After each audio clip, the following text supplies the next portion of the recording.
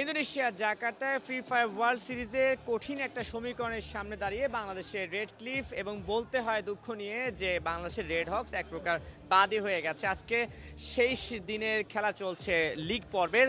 এই লিগ পর্বের সমীকরণটা একটু আপনাদেরকে বলে দেই। আজকে ম্যাচ আছে 6টি। বাংলাদেশের রেড ক্লিফ সেখানে খেলছে, রেড হক্সে আর কোনো ম্যাচ নেই। রেড হক্স আমরা দেখেছি যে আজকে 6টা ম্যাচ শুরু হওয়ার আগে পয়েন্ট টেবিলে 14 নম্বরে আছে, অর্থাৎ তাদের টপ 12-এ আসার কোনো সম্ভাবনা নেই। আর বাংলাদেশের রেড ক্লিফ আছে 17 নম্বরে এবং তারা পয়েন্ট কালেক্ট করেছে 78টি। বাংলাদেশের রেড ক্লিফকে যদি টপ 12-এ আসতে হয়, অর্থাৎ গ্র্যান্ড ফাইনালে ওঠার সুযোগ নিতে হয়, তাহলে কিন্তু মিনিমাম 150 থেকে 160 পয়েন্ট কালেক্ট করতে হবে। এরপরও যদি সুযোগ হয় তাহলে কিন্তু তারা টপ 12-এ আসতে পারে এবং টপ 12-এ আসতে পারলেই কিন্তু তারা গ্র্যান্ড ফাইনাল খেলতে পারবে। অর্থাৎ সমীকরণটা হচ্ছে এমনটাই যে আগামী 15 এবং 16 নভেম্বর ইন্দোনেশিয়া এরিয়ানাতে অনুষ্ঠিত হবে এবছরের ফ্রি ফায়ার ওয়ার্ল্ড সিরিজে গ্র্যান্ড ফাইনাল। শুধুমাত্র টপ 12 অর্থাৎ সেরা 12টা দলই কিন্তু 18টা দল থেকে সেরা 12টা দল সেই গ্র্যান্ড ফাইনাল খেলার যোগ্যতা অর্জন করবে। সো বাংলাদেশের রেড হক্স বাদ হয়ে গেছে কনফার্ম। আর রেড ক্লিফে সমীকরণ খুবই কঠিন, প্রায় প্রতিটা ম্যাচই জিততে হবে, তারপরেও সম্ভাবনা আছে কিনা ঠিক বলা যায় না। তো বাংলাদেশের রেড ক্লিফকে যেটা করতে হবে আজকে প্রতিটা ম্যাচে খুবই ভালো করতে হবে। কিন্তু এই মুহূর্তে এসে বাংলাদেশের সমর্থকদের চাওয়াটা আসলে অনেকটাই ফিকে হয়ে গেছে।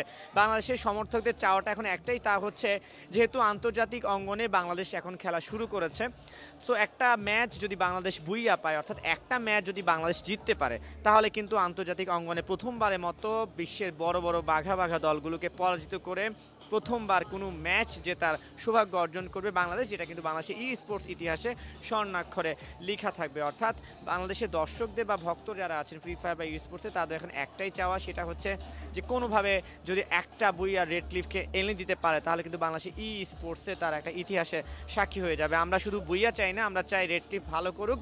আর পয়েন্ট যেহেতু আজকে একটা ব্যাপার, অর্থাৎ যে যত পয়েন্ট কালেক্ট করবে তারা ততই উপরের দিকে চলে আসবে। রেড ক্লিফ 17তম অবস্থান আছে 18টা দলের মধ্যে, তার নিচেই আছে পাকিস্তানের হটশট। আমরা চাই রেড ক্লিফ ভালো খেলুক, ভালো খেলে অন্তত টপ 12-এ না আসলে অন্তত সেরা 15টা দলের মধ্যে যেন তারা আসতে পারে, সেই আশাটা কিন্তু আমরা করতেই পারি। সো ইন্দোনেশিয়ার জাকার্তায় কিছুক্ষণের মধ্যে ম্যাচ শুরু হয়ে যাবে, বা ম্যাচ শুরু হয়ে গেছে বলতে গেলে। এবং বাংলাদেশ ছাড়াও অন্যান্য দল যারা আছে আমরা দেখতে পাচ্ছি যে ব্রাজিলের টিম আছে, ইভোস আছে, ইন্দোনেশিয়ার ওয়াগ আছে, হ্যাব আছে, বা ই1 সহ অনেকেই আছে, আর বাংলাদেশের রেড ক্লিফ তো আছেই। হয়তোবা আজকেই বাংলাদেশের এবারে ফ্রি ফায়ার ওয়ার্ল্ড সিরিজের শেষ ম্যাচ অনুষ্ঠিত হতে যাচ্ছে। আমরা চাই বাংলাদেশ ই স্পোর্টসে আরও এগিয়ে যাক, তবে আজকে ম্যাচটা শেষ না হোক, অন্তত কিছু একটা মিরাকল করেও যদি তারা টপ 12-এ চলে আসতে পারে, তাহলে কিন্তু গ্র্যান্ড ফাইনালের মতো বড় একটা এরিনায় আমরা তাদের দেখতে পারবো। একটু বলে রাখি যে 15 এবং 16 নভেম্বর, দুঃখিত, 14 এবং 15 নভেম্বর কিন্তু গ্র্যান্ড ফাইনাল অনুষ্ঠিত হবে ইন্দোনেশিয়ার এরিনাতে। সেখানে কিন্তু হাজার হাজার দর্শক থাকবেন, অর্থাৎ ভরা মঞ্চে আমরা যেমন ক্রিকেট ফুটবলের ফাইনাল দেখি, ঠিক একইভাবে কিন্তু ফাইনাল অনুষ্ঠিত হবে এবারে ফ্রি ফায়ার ওয়ার্ল্ড সিরিজে। সেখানে কনসার্ট হচ্ছে, মিউজিকের ব্যবস্থা রেখেছে, অনেক কিছু হবে। আমরা চাই একটা ম্যাচের জন্য হলেও বাংলাদেশ সেখানে সুযোগ পাক। আমার কাছে ইন্দোনেশিয়া জাকার্তা থেকে আজকের এখন পর্যন্ত এই ছিল সর্বশেষ।